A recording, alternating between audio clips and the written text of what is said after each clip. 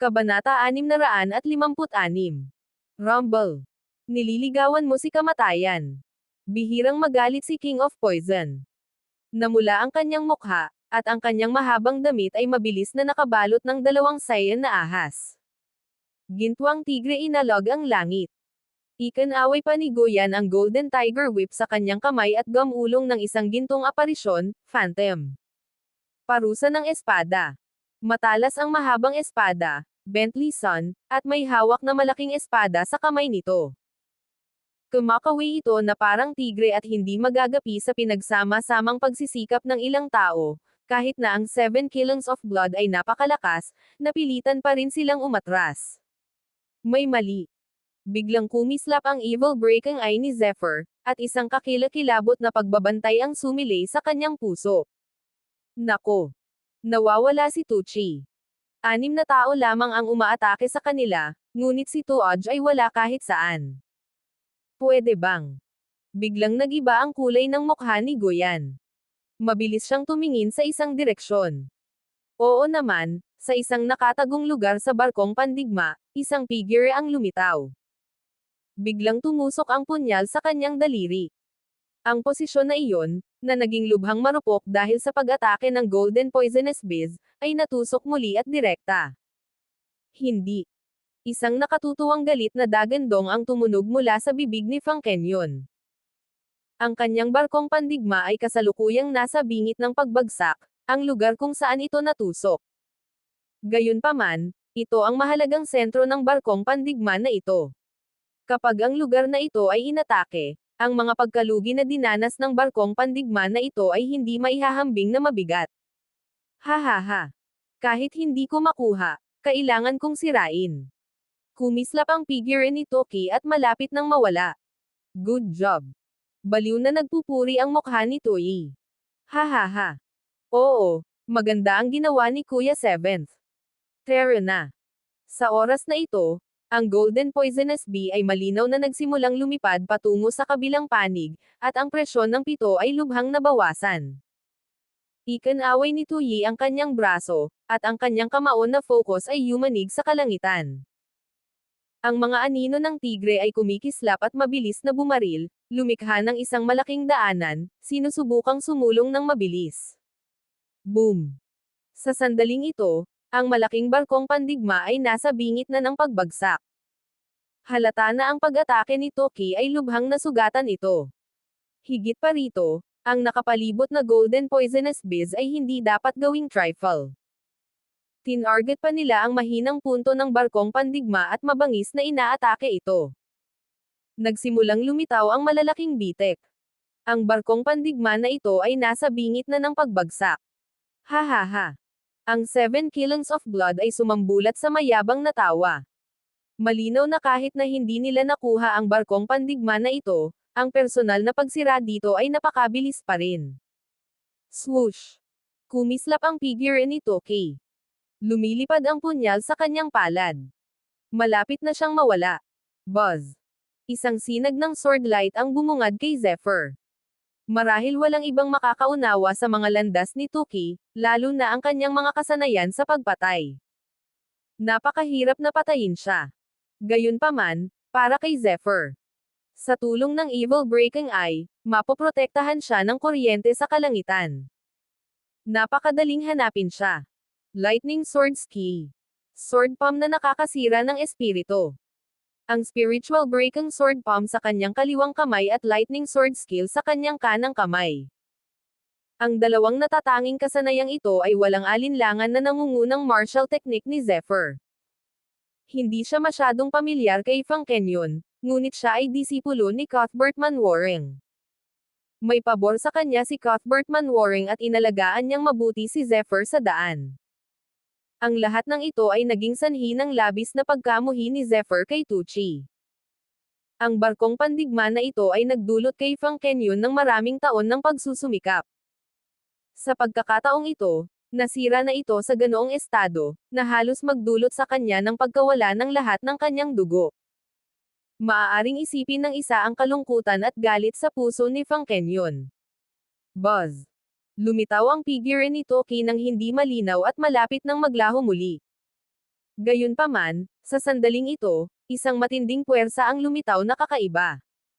Boom!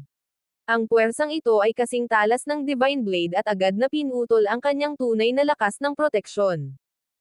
Sa sumunod na sandali, direktang pumasok sa kanyang katawan ang isang malasalamin na parang bladed na enerhiya. Kabanata 657. Puff. Habang umaagos ang Sword Focus, isang stream ng Supreme Bladed Energy ang sumambulat sa isang iglap, at tinina ng dugo ang langit na pula. Hindi. Sa pagkakataong ito, ang pag-atake ni Zephyr ay maaaring hindi makapagpapatay sa kanyang kalaban, ngunit nag-iwan din ito ng ilang malalalim na marka ng buto sa kanyang katawan. Sa susunod na sandali, ang dugo ay sumayaw ng ligaw. Ang Golden Poisonous Bees ay kumukulo sa pananabik. Sila ay mga nilalang na uhaw sa dugo. Matapos maakit ng dugo, agad silang nabaliw at pinalibutan si Tucci ng walang takot sa kamatayan. Ikapitong kapatid. Walang inaasahan na makakalusot si Zephyr sa mga track ni Tucci, lalo pa na ang isang mahinang level 6 agility expert ay makakalusot sa body protection through energy ng isang level 8 agility expert. Sa oras na napagtanto ng natitira sa 7 kilons of blood kung ano ang nangyayari, ang Golden Poisonous Bee ay nakabalot na sa katawan ni Tucci. Maging ang kanyang mga laman at dugo ay sumasayaw ng ligaw. Walang humpay na umalangaw-ngaw ang kaawa-awang mga hiyawan. Iyon ang sigaw ni Tucci. Boom! Ang huling alon ng Golden Poisonous Bees ay nagsimulang magkaroon ng hugis. Ang malakas na epekto ay nagpakalat kay Zephyr at sa iba pa. Junior Brother Kan. Maghiwalay na tayo at i-connecta ang ating mga point ring. Malakas na sigaw ni Goyan. Sa sandaling ito, ang barkong pandigma na ito ay ganap na walang lakas na makipagpunyagi, sinipsip pabalik ng nasirang hangin at ulap na ito.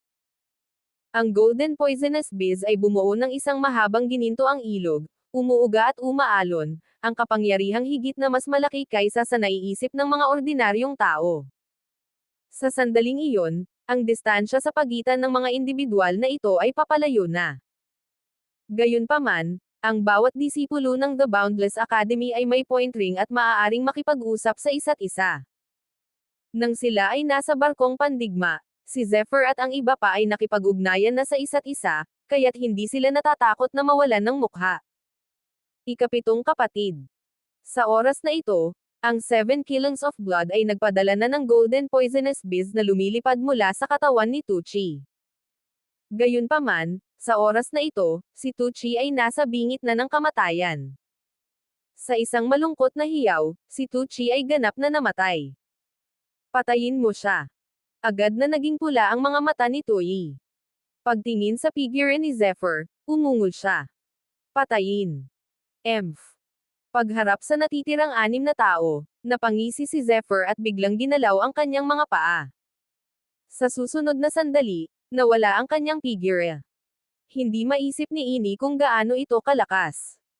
Bukod dito, sa ilalim ng epekto ng Golden Poisonous Bee, hindi lamang ang kalsada ni Zephyr ang nakaharang, kundi pati na rin ang 7 kilons of blood ay nagkalat.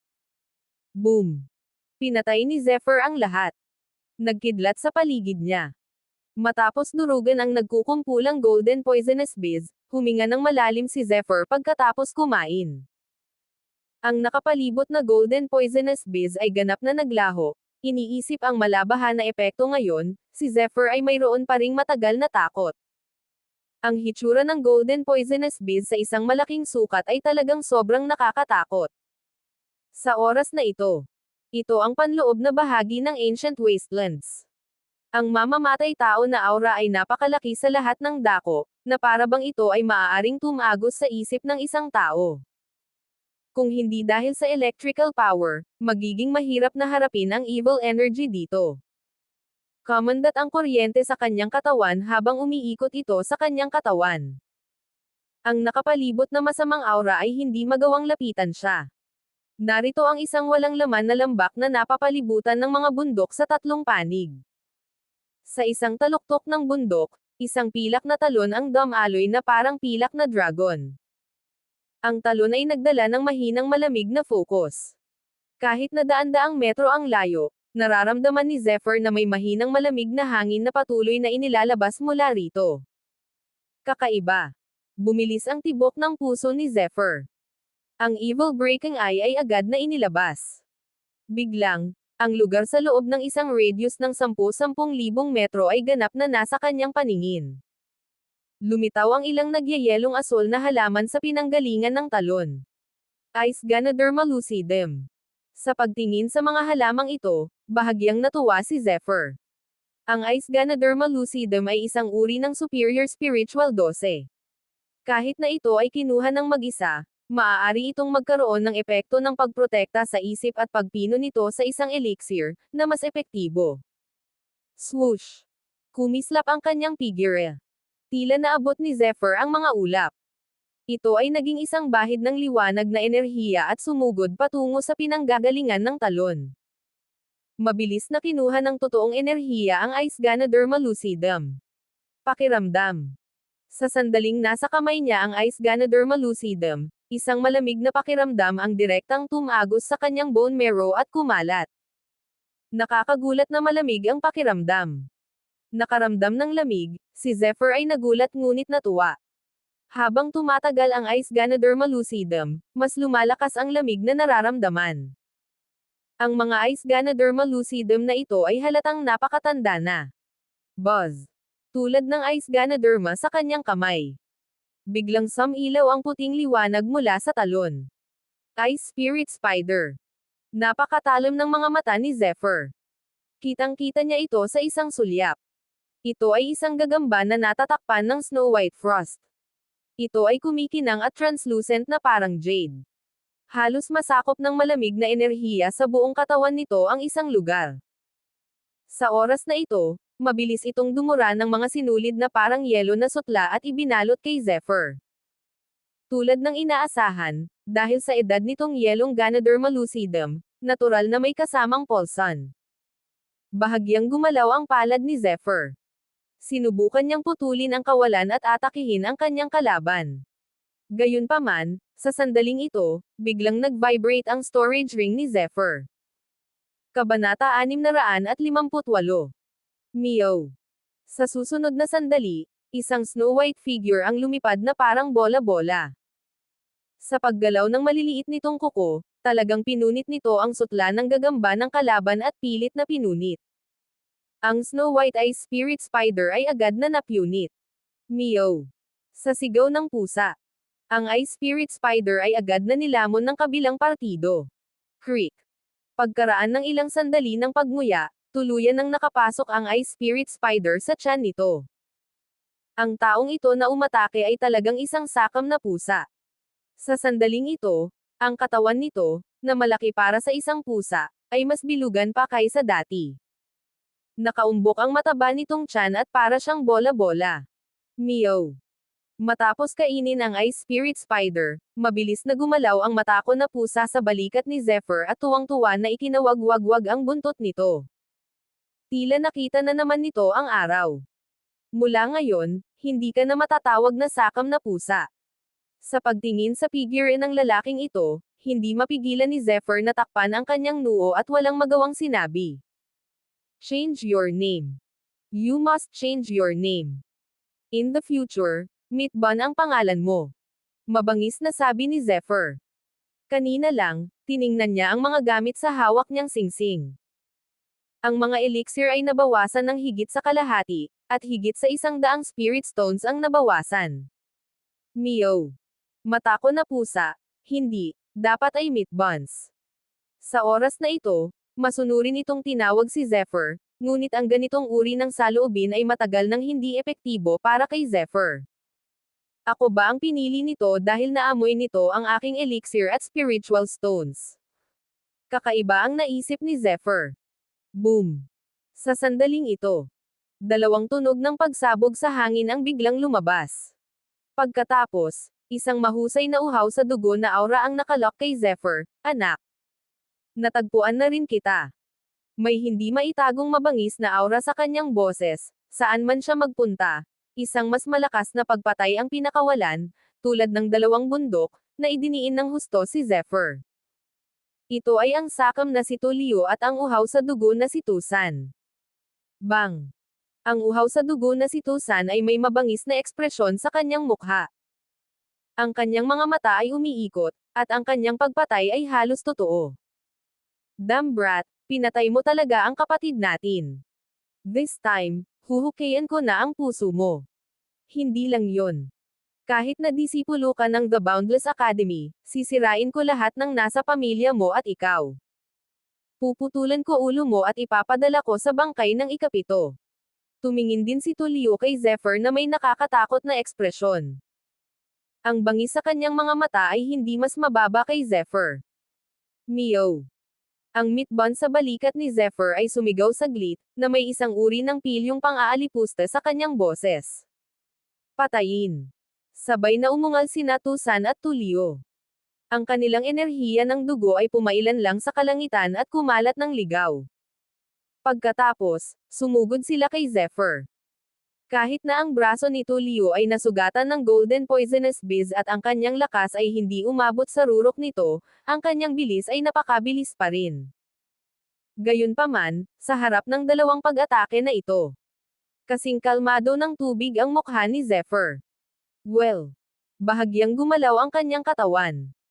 Sa bahagyang pagpikit ng kanyang mga mata, isang uhaw sa dugo na aura, na hindi mas mahina sa dalawa, ang biglang lumabas mula kay Zephyr. Sa sandaling iyon, kumalat ang enerhiya ng dugo, na nagtitina sa kalangitan. Bumalik sa Eternal Mountain, pinatay ni Zephyr ang hindi mabilang na mga nilalang. Tinakpan ni Zephyr ang nakamamatay na aura at hindi pa ito sumabog, ngunit ngayon ay ganap na itong pinakawalan. Ang malakas na layunin ng pagpatay ay tila totoo, na may mga pagbabago sa uhaw sa dugo. Direkta nitong pinigilan ang momentum ng dalawang lalaki. Kabanata 659. Ano? Nakakatakot ang kapangyarihan ni Zephyr na nang maramdaman ni Tusan at Tulio ang kapangyarihan, humigpit ang kanilang mga katawan at sila ay nataranta. Flash shining. Sa sandaling huminto sila. Lumitaw din ang flash ni Zephyr. Sword palm na nakakasira ng espiritu. Buzz. Dalawang lumang palm print na kasing laki ng palad ang lumitaw sa isang iglap. Buzz. Habang ang tunog ng luha ay sumabog sa hangin. Agad na nabasag ang puwersang nilikha ng dalawa. Ang susunod na sandali. Hindi bumaba ang momentum ni Zephyr. Ang spirit breaking sword palm ay gumalaw sa isang nakakalito at misteryosong anggulo.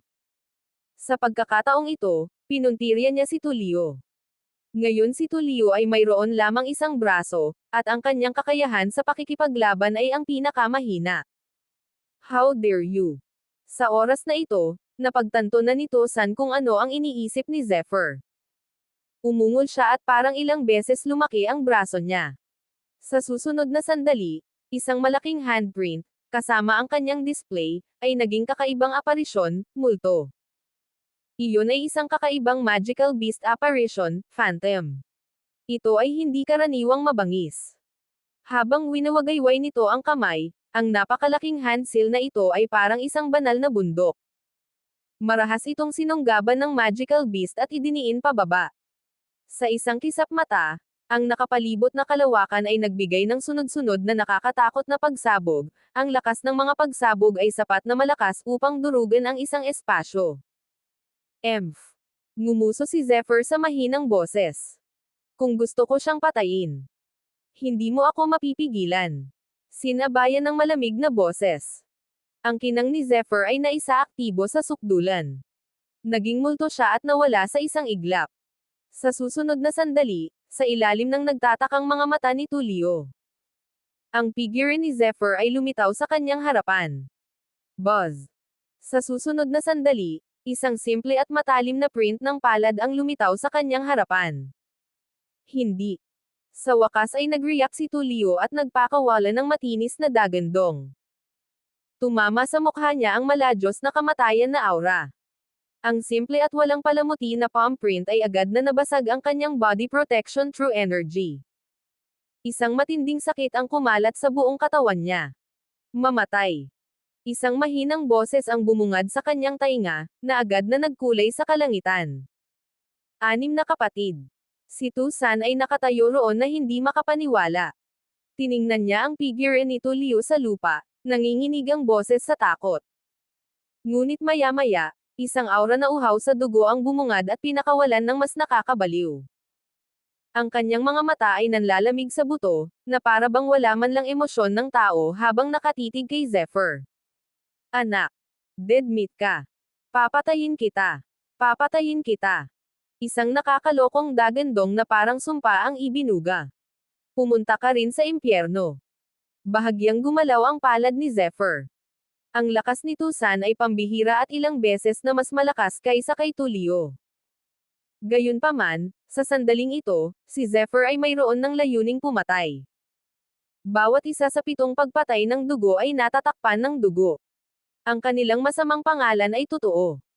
Samantala, mas kinasusuklaman ni Zephyr ang mga aksyon ng mga taong ito. Ang barkong pandigma na ipinagpalit ni Frank Kenyon sa loob ng ilang taon ay halos nawasak ng ganoon lang. Iniisip ang nakakabaliw na hitsura ni Frank Kenyon, ang pagpatay sa kanyang mga mata ay halos nakikita. Mamatay.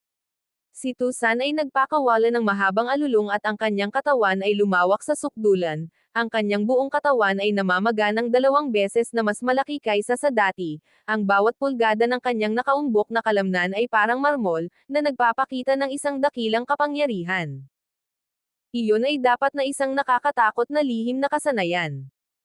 Sa pagpapakita ni Tusan ng kanyang kapangyarihan, ang kanyang puot at momentum ay naging mas malakas, ang kapangyarihan na kanyang ginawa ay nagdulot ng mga bug zone ng malakas na hangin sa paligid niya. Kabanata 660. Boom! Habang winawagayway ng kabilang partido ang kanyang kamay, biglang lumitaw ang isang malaking itim na anino. Isa itong malaking magic beast. Ito ay mas nakakatakot at makapangyarihan kaysa dati. Nang hawakan nito ang kanyang mga kuko, ito ay tila isang malaking magic mountain. Klang! Isang tipak ng sword light ang kumislap. Sa paligid ng Zephyr, ang sword focus ay masigla. Lumitaw ang golden combat sword. Boom! Isang napakahiwagang sword focus ang agad na inilabas. Ang bladed energy na ito, tulad ng unang God Ray, na may matalim at nakakapunit na aura, ay tumama ng malakas sa malaking kuko ng demonyo. Napakalakas na hampas ng espada. Screech! Ang talas ay kumikislap. Ang parang espada na may talim na enerhiya ay agad na napunit ang malademonyong kuko at nilamon ito sa nakatatakot na mga mata ni Tusan. Mamatay. Kumikislap na kumikislap. Muling umatake ang nakakasira ng espirito na sword palm. Buzz! Tumalsik ang dugo ng 10 hakbang. Isa pang 7 pagpatay ng dugo ang napatay. Ang lakas ni Tulio ay lubhang nabawasan dahil ang isa sa kanyang mga braso ay nabali, ngunit ang kanyang paglilinang ay umabot sa level 9 na liksi. Ang epekto ng flash shining ay masyadong malakas.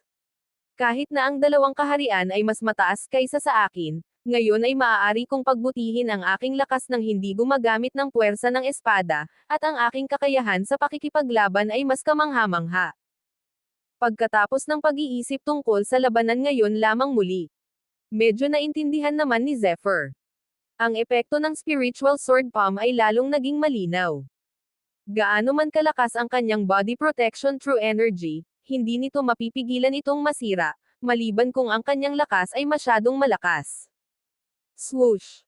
Bahagyang gumalaw ang mga daliri ni Zephyr at hinanap ang 2 lalaki. Sa hindi inaasahang pagkakataon, pareho silang may bitbit na storage rings, na lampas sa inaasahan ni Zephyr. Si Zephyr ay walang oras upang tingnan ang mga bagay sa loob nito pansamantala. Gayunpaman, ang mga taong ito ay laganap ng napakatagal, kaya dapat silang mayaman. Tara na!